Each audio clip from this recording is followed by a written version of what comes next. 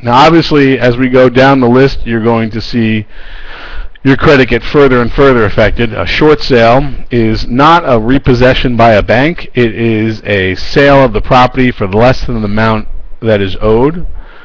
Short payoff is a satisfaction of the debt for less than the amount owed. Now, I've used both of these tactics to resolve foreclosures. I'll say the short payoff is significantly harder to get. It works depending on who the lender is sometimes, and what factual scenarios we can raise. But whether you get a short sale or a short payoff, it's still going to show that the account has been settled for less than the amount agreed, and that there was a charge-off, and that will affect your credit score. Now, a deed in lieu. A deed in lieu means that you basically, the way it normally works in practice is that you go to the bank and you tell them, look, I've listed this property for the last 3 months and I've gotten no offers. Will you agree just to take the property back if I sign it over to you? And some banks will do that. There are usually some considerations that the banks have on their own end. For example, if the bank believes that there's a second mortgage on the property, unlikely to get a deed in lieu, because they'll have still to deal with that second mortgage. If there's other types of liens or judgments or things that have gone against the property, they're going to want to complete their foreclosure, and the deed in lieu won't be an option. Sometimes we can do what's called cash for keys, which is a deed in lieu that we get money back from, and I've done that for a few of my clients now. One client got $10,000 to waive our defenses and let the bank have the house.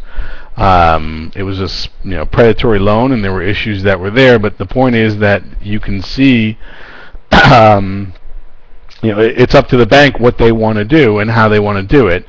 And a deed in lieu is something that can be negotiated under the right circumstances. Finally, there's a foreclosure sale, and that would be after the bank gets their judgment and the courthouse steps. Actually, now it's online. There's an auction and the property is sold. That is going to show what's called a repossession, as would a deed in lieu, which show that the bank actually took the property back itself instead of you settling the debt for less than what was owed. That is a worse hit to your credit report.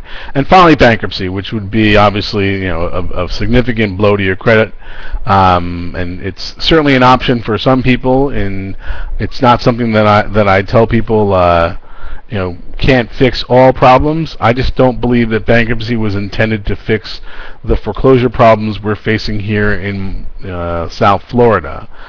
Primarily what we're seeing with bankruptcy is there's different issues that can come up with a Chapter 7 or a Chapter 13.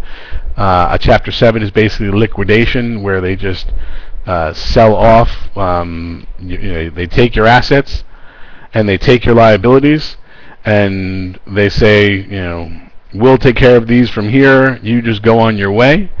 And then whatever assets are left to pay off whatever liabilities, that's all that's done. However, in 2008, the laws were changed thanks to our credit card companies, made it much harder to get into a Chapter 7 bankruptcy. Now they put everyone into a Chapter 13, which means you still have to pay the same amount that you owe.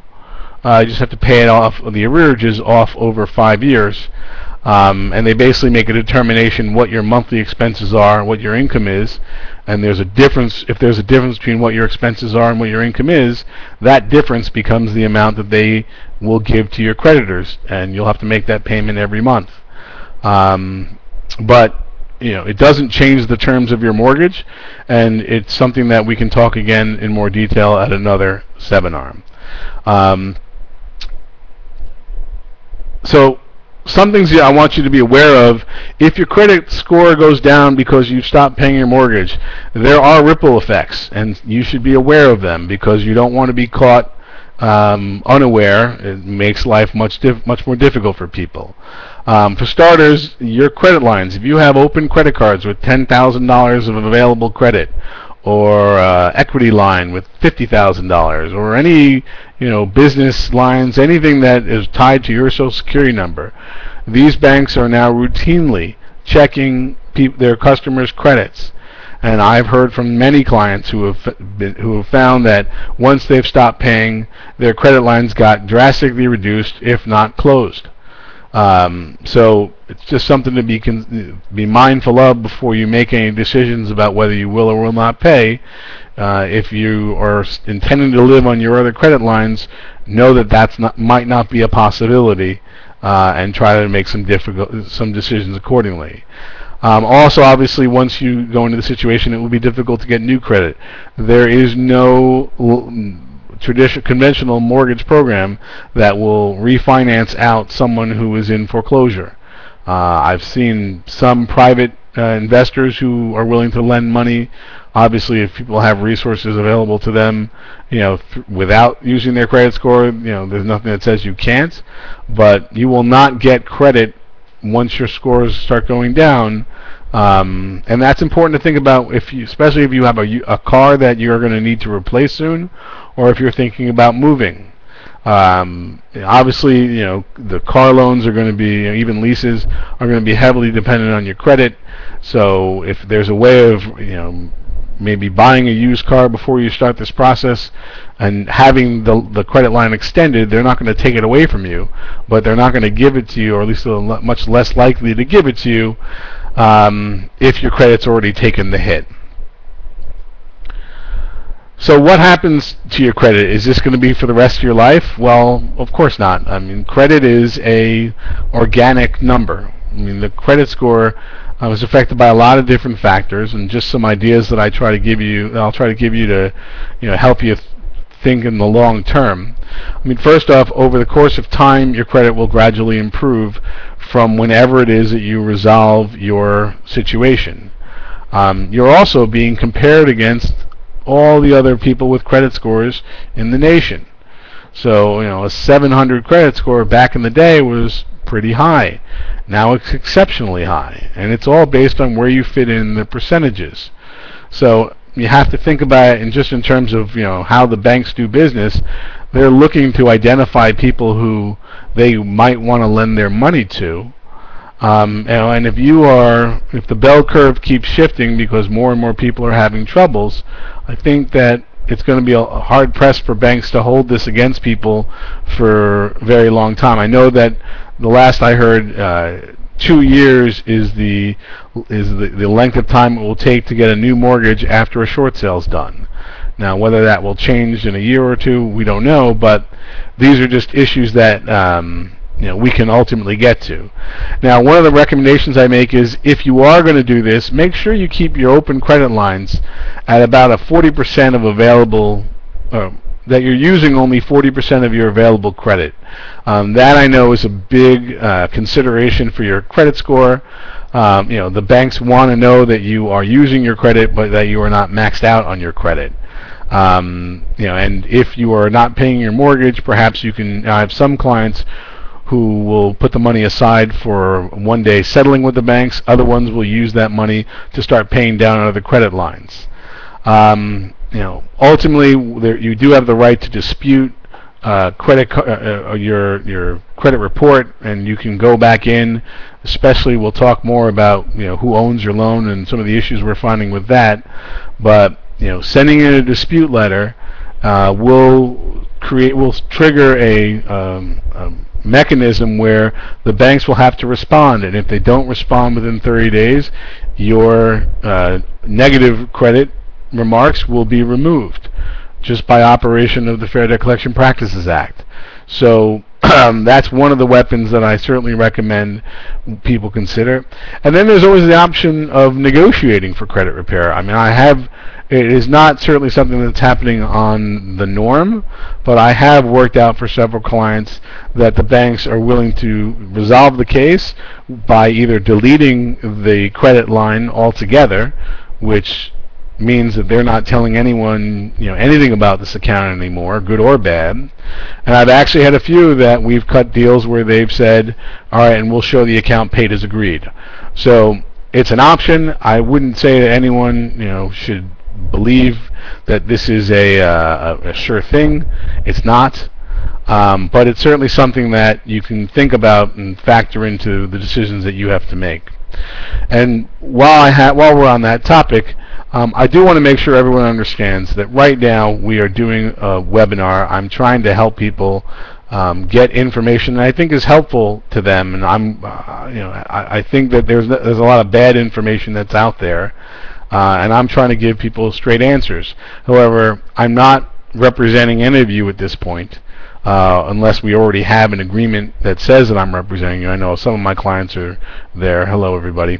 But the point is that if you listen to these ideas and you have questions about them, or if you are going to take any actions on them, please consider hiring a lawyer, me or somebody else, to make sure you're not doing this alone and you're not doing this just based on the information I'm providing you today. The information I'm providing you today is part of a overall plan of action that requires many different steps to use effectively, and it's not meant for people to do on their own. So that was my little disclaimer. If you need more information, we'll talk about it. And let me ask you, one of the questions that I get from a lot of my clients is, well, what does it matter if my credit score is down? And I tell them, you're actually pretty on point there, because today if you have a mortgage that is $200,000 upside down, that means that your debt to worth ratio, and if you're making less money than you used to, your debt to income ratio, are both going to go in a very bad place. And the point is that banks will look at your credit score. I want to make sure you understand that that's going to be the first thing they look at. But when they actually underwrite your loan, they're going to do much more complicated calculations to determine what your debt to worth and debt to income ratios are. And for people that are very upside down, they'll soon find that they are not going to get very much help from any lender anyway. So it kind of makes the question, I think in some ways, more palatable of what am I going to do here? What's the best way for me to resolve this situation? Now, there's a couple of other issues that I want to, just kind of giving people some advice about what happens if you stop paying your mortgage. That's not the only payment you have to make when you are dealing with a piece of property. Obviously, there's property taxes, and we're about to come up to if we haven't just missed, I think we just had the deadline to pay your property taxes for 2011. I think it's important, everyone obviously can pay their property taxes. I'm not telling you that you don't have a moral and or legal obligation to pay your property taxes. You do. But let me just tell you what I've seen now has been the result of people that don't pay their property taxes, so you can make some informed decisions. First off, there are a huge percentage of the mortgages that are out there have loan servicers, meaning a company that is set up to deal with you and your mortgage, but they don't actually own the note. They're not actually the lender. They're another company that the lender hired to service your loan. Many of those servicing agreements require that they pay taxes for the property if the borrower is not paying. So I've seen it now on many, many occasions that my clients will not pay their taxes, and then they'll go online to the tax collector's office and they'll see that the taxes were in fact paid. And what that will be basically is your lender forwarding the taxes for you, or actually the servicer paying the taxes for you, and then putting that on your bill. What they will usually